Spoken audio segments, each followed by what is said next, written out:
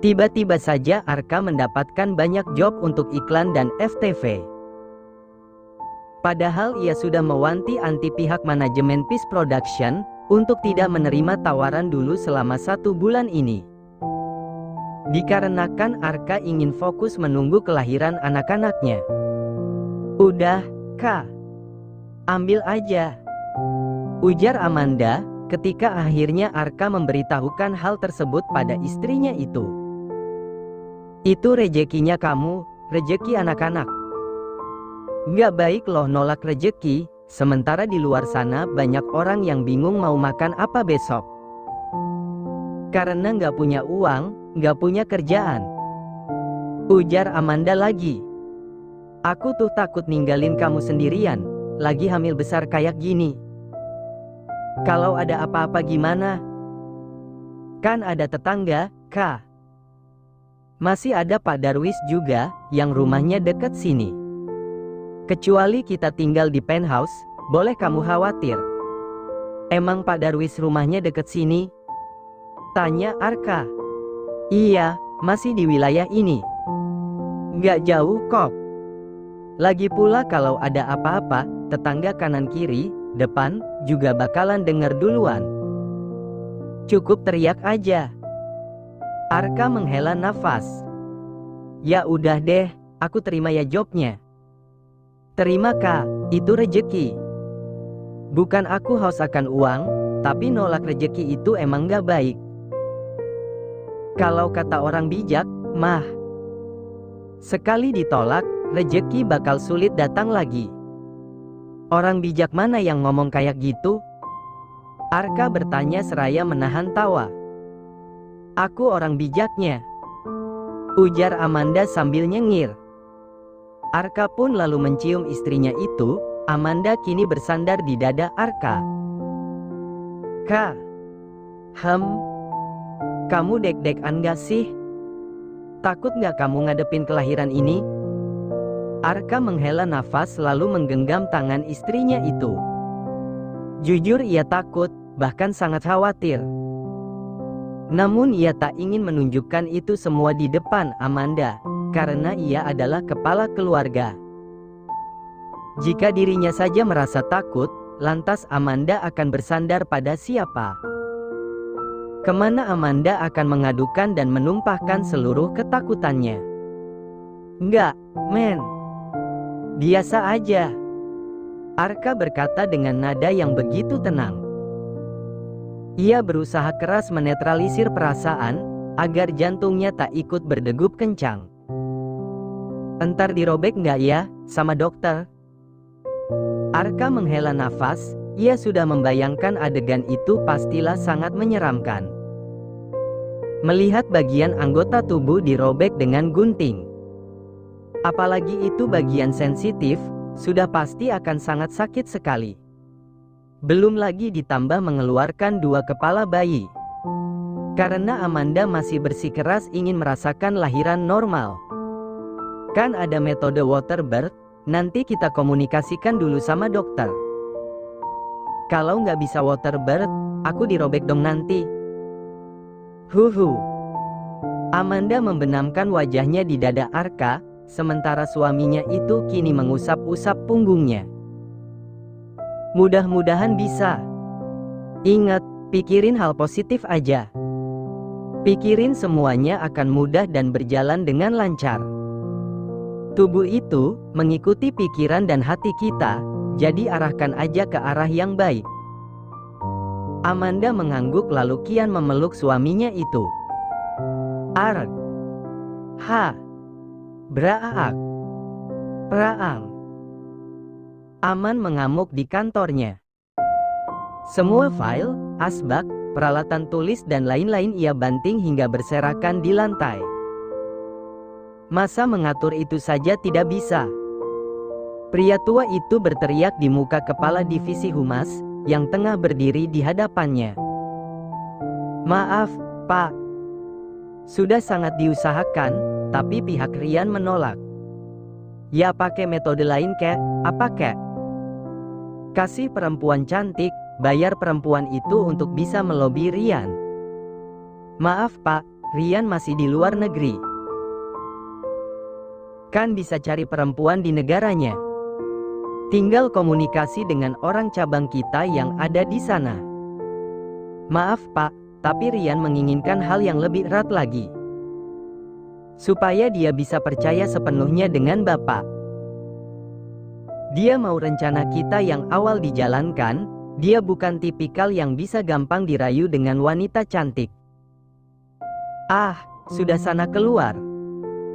Aman mengusir kepala divisi humas tersebut, lalu dia duduk pada kursi dan membenamkan wajahnya di tangan.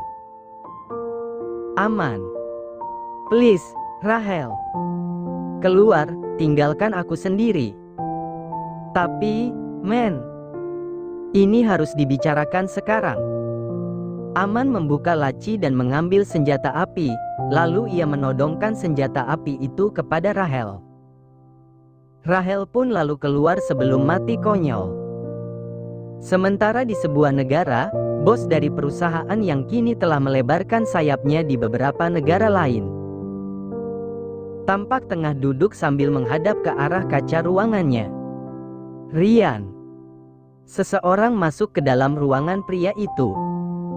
Where is he? Tanya Rian pada orang tersebut. Where is my son? Lanjutnya lagi. Keduanya sedang berada di negara yang sama, dengan aktivitas yang sama, yakni bersama perempuan. Orang tersebut berujar pada Rian. Dari mana kamu tahu? Sosial media mereka.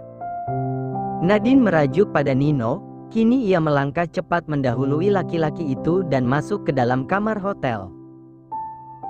Ia lalu duduk pada sebuah sofa, sementara Nino masih bersikap biasa saja. Pak Zio kenapa sih? Nggak peka banget gitu loh. Nadine menggerutu dengan muka yang sangat asam. Bibirnya ditekuk serta keningnya kini berkerut. Peka apa lagi? Tanya Nino. Ya lihat dong itu tadi, Ansel sama Intan mesra banget. Ansel tahu banget cara melelehkan hati Intan. Intan dikasih bunga, mereka kejar-kejaran di pantai. Foto-foto, bikin instastory bareng, suap-suapan pas lagi makan. Ya udah, kamu bikin foto dan suap-suapan juga sama mereka. Nino berkata seraya membuka laptopnya. Ia bahkan tak menoleh sama sekali pada Nadine. Sebenarnya Bapak cinta nggak sih sama saya? Nadine bertanya dengan nada berteriak pada Nino. Ia sudah sangat tidak tahan menghadapi sikap cuek laki-laki itu selama ini. Ia bahkan merasa hubungan mereka kadang tak seperti orang pacaran pada umumnya.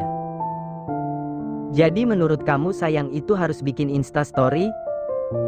Harus foto-foto? Harus suap-suapan? Nino berbalik dan menghujani Nadine dengan pertanyaan. Ya terus dengan cara apa lagi? Selama ini Bapak aja nggak pernah romantis sama saya. Nino mendekat secara serta-merta, lalu mencium bibir wanita itu. Pak Zio. Ujar Nadine gemetaran, ia terkejut dengan hal tersebut. Nino menarik gadis itu ke dalam pelukannya. Disandarkannya gadis itu ke dinding lalu ia pun kembali menciumnya. Pak, saya. SSSTTT. Nino terus mencium bibir Nadine dan menekan tubuhnya ke tubuh gadis itu. Pak, HMMH. Perlahan ciuman itu pun dibalas oleh Nadine, hingga semakin lama kian terasa panas. Nino membawa gadis itu ke atas tempat tidur. Namun semuanya tak berlanjut terlalu jauh. Karena Nino merasa ini belum saatnya. Maureen melihat sosial medianya yang kini masih begitu penuh dengan hujatan. Bahkan kolom direct message-nya pun dipenuhi sumpah serapah yang sengaja tak ia baca. Hidupnya hancur seketika, kini ia menjadi buah bibir. Bahkan di sana, di kediaman orang tuanya, ibunya marah besar atas sikap Maureen dan menolak berbicara lagi dengan puterinya itu. Maureen menjadi begitu stres, tak ada tempat yang bisa ia mintai tolong untuk membersihkan namanya. Ia juga kini mogok pergi ke kampus, karena di sana pun ia mendapat hujatan. Bahkan Chanti dan Widya menghilang begitu saja dan tak tampak membelanya sedikit pun. Ia mencoba mengadu para Robert, namun Robert tak mau tahu. Pemuda itu mengatakan jika apa yang diperbuat oleh Maureen adalah murni urusan Maureen. Ia tidak akan pernah membela sebuah kesalahan. Kini Maureen sendirian di kamar kosnya, dengan segala kepenatan yang seolah tak akan pernah menemui akhir. Gadis itu terdiam, menatap pisau kecil yang sering ia gunakan untuk mengupas buah. Perlahan ia pun memejamkan mata dan meraih pisau tersebut. Kandungan Amanda tinggal hanya menghitung hari. Jika tidak ada halangan, bulan ini juga ia dan Arka akan segera menimang bayi. Namun meskipun begitu, aktivitas mereka di ranjang masih terpantau aktif. Ia tersenyum saat suaminya itu mulai mengunjungi bayi-bayi mereka di dalam. Entah mengapa gairahnya masih begitu meledak-ledak, padahal posisi kepala bayi sudah menjorok ke arah jalan lahir. "Sakit gak perut kamu?" tanya Arka kemudian. Ia takut cairan yang sengaja ditinggalkan di dalam akan memicu kontraksi dini. Namun Amanda menggelengkan kepala lalu tersenyum. "Aku sayang kamu, Kak," ujarnya kemudian. "Apalagi aku," ujar Arka balas tersenyum. "Kak, nama anak kita usah fix?" tanya Amanda lagi. "Ya terserah kamu, aku sih setuju-setuju aja sama nama itu." "Beneran gak ada yang mau ditambahin?" Arka menggeleng. "Itu udah cukup bagus, kok," ujarnya kemudian. "Besok kamu ada syuting?" "Iya, pulang kerja. Mungkin aku akan pulang lusa, karena iklan itu udah pasti seharian full syutingnya. Mana aku ngambil jadwal dari pulang kerja lagi." "Ya udah, jalanin aja. Yang semangat pokoknya." Arka tersenyum, lalu mencium kening istrinya itu. Esok harinya, Arka berangkat kerja seperti biasa. Sementara Amanda sudah meminta cuti pada kantor dan disetujui. Lagi pula permasalahan perusahaan yang ditinggalkan oleh Rani, kini berangsur membaik. Dion mengatakan jika ia dan Emil yang akan mengurus itu semua. Jadilah kini Amanda di rumah saja, membersihkan rumah dan memasak untuk dirinya sendiri serta Arka. Meskipun Arka tidak akan pulang malam ini, ia bisa mengantarkan makanan tersebut ke lokasi syuting. Amanda berbelanja bersama ibu-ibu tetangganya. Mereka berbincang-bincang untuk waktu yang cukup lama, sampai akhirnya mereka kembali ke rumah masing-masing. Amanda kali ini memasak rendang daging dan juga sambal goreng kentang hati ampela. Ia memasak cukup banyak, sebagian ia bagikan ke tetangga sekitar, sebagian lagi ia kirimkan via ojek online ke rumah mertuanya. Tentu saja tetangga dan mertuanya sangat senang menerima itu semua. Apalagi masakan Amanda memang rasanya tidak usah diragukan. Amanda menerima pujian dari mertuanya via telepon, sebagai menantu ia pun sangat senang. Di saat banyak menantu di luar sana yang tak akur dengan mertuanya, Amanda justru merasa ibu Arka bahkan sedekat ibu kandungnya sendiri. "Iya, Bu. Sama-sama," ujar Amanda mengakhiri telepon dengan ibu mertuanya. Ia kini bersiap untuk menyiapkan bekal bagi Arka. Arka bilang, ia menginginkan itu semua untuk makan malam nanti. Karena siang, ia sudah mendapatkan jatah makan dari kantor. Amanda menunggu hingga sore hari, dipanaskannya terlebih dahulu masakan yang tadi ia buat. Ia lalu memindahkan nasi berikut lauk pauknya ke dalam beberapa tempat. Ia sengaja tak mencampur itu semua menjadi satu, karena takut makanannya cepat basi. Arka sendiri tak mungkin bisa langsung makan, ketika makanan tersebut sampai. Karena siapa tahu dia masih harus tag adegan. Amanda kemudian mandi dan berdandan sedikit, ia ingin mengantarkan makanan itu sendiri. Dengan diantar Pak Darwis tentunya. Beberapa hari belakangan sejak masalahnya dengan perusahaan telah selesai, Amanda memanggil kembali orang-orang yang telah ia rumahkan. Termasuk Pak Darwis dan beberapa maid yang bekerja di rumah satunya. Amanda diantar Pak Darwis sore itu, mereka menyambangi lokasi. Tempat di mana Arka menjalani proses syuting. Amanda hanya menunggu di mobil saja, ia tak mungkin menampakkan diri di sana. Orang manajemen Peace Production boleh saja mengetahui rahasia Arka. Tetapi syuting ini diadakan oleh production house lain yang bahkan tidak mengetahui jika Arka telah memiliki seorang istri. Maka dari itu, untuk menjaga privasi, Amanda menunggu saja suaminya itu di dalam mobil. "Men, aku agak lama. Kamu kalau mau pergi kemana dulu nggak apa-apa. Di dekat sini ada kafe, di ujung jalan dekat minimarket. Kamu pergi aja dulu ke situ," ujar Arka melalui pesan singkat di WhatsApp. "Takutnya nanti kamu bosen di mobil terus." Lanjutnya lagi, Amanda pun membalas, "Iya," jawabnya kemudian. Untuk beberapa saat, Amanda masih bertahan di dalam mobil. Namun lama-kelamaan ia pun mulai bosan. "Pak, saya mau ke kafe yang di ujung jalan sana ya," ujar Amanda pada Pak Darwis. "Ya udah Bu, ayo saya anterin." "Jalan aja, Pak," ujar Amanda. Pak Darwis pun mengantar Amanda menuju ke kafe tersebut. "Bapak di sini aja kalau enggak. Saya mau ngerokok Bu, di warung sana. Kalau Ibu mau balik lagi, telepon saya aja," ujar Pak Darwis kemudian. "Oh, ya udah Pak," ujar Amanda.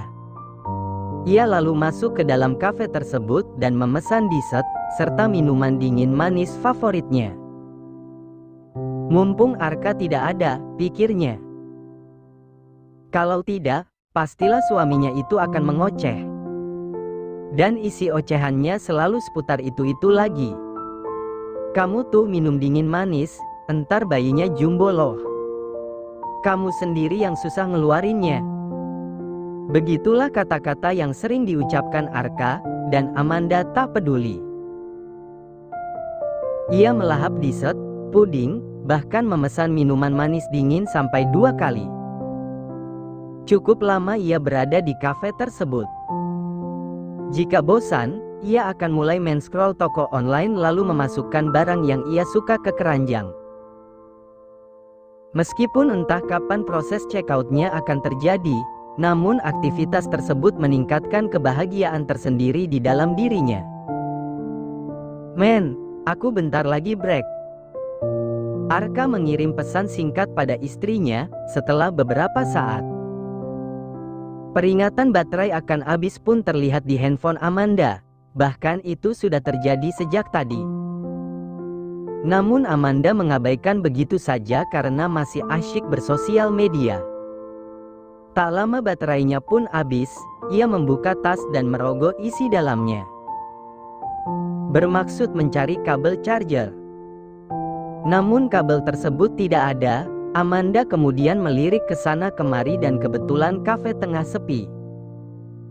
Hanya ada beberapa orang saja yang berkunjung ke tempat itu. "Mas, ada charger iPhone nggak?" tanya Amanda pada salah seorang pengunjung.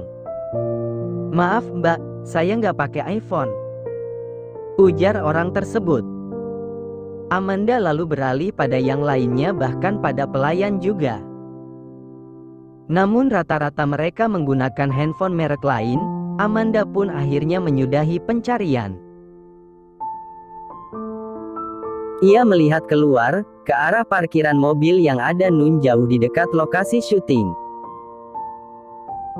Agak panjang jalanan menuju ke sana dan sedikit gelap. Namun Amanda kini melangkahkan kakinya, karena takut suaminya itu telah selesai dan mencarinya. Salahnya Amanda, ia mengambil jalan pintas.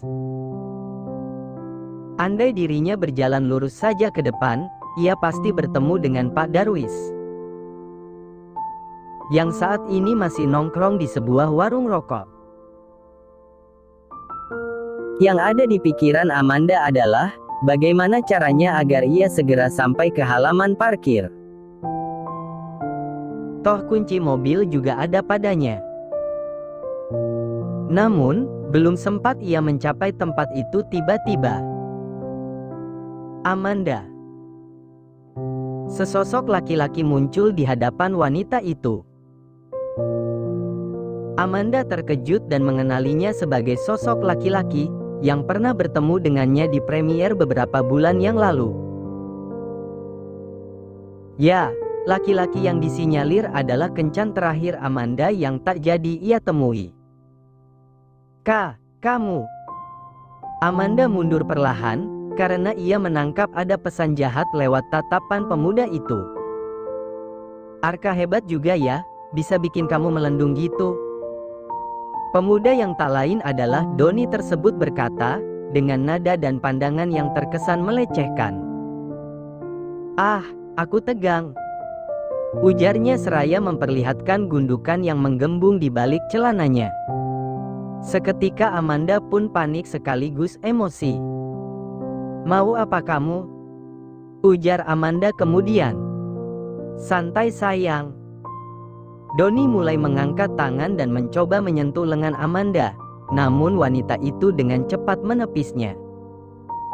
Jauhi saya atau saya teriak. Suara Amanda terdengar cukup keras, namun sayang di sekitar parkiran itu gelap dan sepi. Jangan kencang-kencang sayang, teriaknya. Tunggu sampai ini masuk ke dalam punya kamu aja, baru boleh teriak. Amanda begitu jijik mendengar perkataan itu. Ia lalu berbalik dan berjalan cepat menjauhi Doni.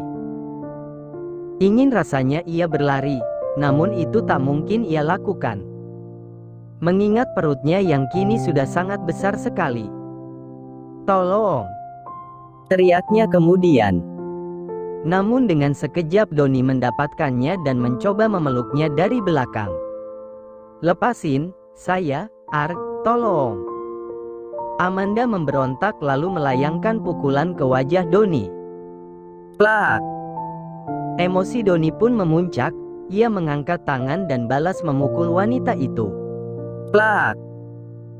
Amanda terjatuh, Doni memukulnya hingga 3 kali. Plak! Plak! Pukulan itu terasa begitu kuat, hingga Amanda merasa kupingnya pengang dan kepalanya pusing. Ia masih berusaha menghindar dan memberontak ketika Doni mencoba menyibak bajunya. Tolong! Gak akan ada yang menolong kamu. Dasar pelacur tua, tolong! Buk! Anjing! Arka muncul dan menghajar Doni dengan membabi buta. Brengsek lo, anjing! Buk! Buk! Lo apain dia, bangsat? Lo apain bini gue? Buk! Arka menghajar Doni tanpa ampun, bahkan ia tak memberikan Doni celah sedikit pun untuk melawan. Arka terus-menerus memberikan pukulan yang akhirnya membuat Doni terjatuh. Dia pukul aku, Arka. Dia pukul aku sampai jatuh. Teriak Amanda seraya menangis. Gue gak pernah mukul dia, bangsat. Arka berteriak seraya masih terus menghajar Doni. Arka. Tiba-tiba Rio muncul bersama Mbak Arni dan juga Bianca, yang kebetulan terlibat dalam proses syuting hari ini. Rio langsung menahan Arka, sementara Mbak Arni dan Bianca menolong Amanda. Arka. Mati anak orang, Kak. Lo bisa masuk penjara, bini lo lagi hamil. Dia memukul dan mau memperkosa bini gue, Ri. Teriakan Arka tersebut membuat Rio melepaskan cengkraman tangannya yang menahan Arka. Tadinya ia pikir ada masalah apa antara Arka dan juga Doni. Namun demi mendengar semua itu, Rio tak lagi menahan Arka. Emosinya pun memuncak bahkan melebihi Arka sendiri. Rio mendekat ke arah Doni dan ikut menghajar mantan sahabatnya itu. "Brengsek lo, Don! Buk! Buk!" Arka dan Rio mengeroyok Doni hingga babak belur. Tak lama kemudian, terlihat beberapa orang yang terlibat syuting bergerak ke arah parkiran.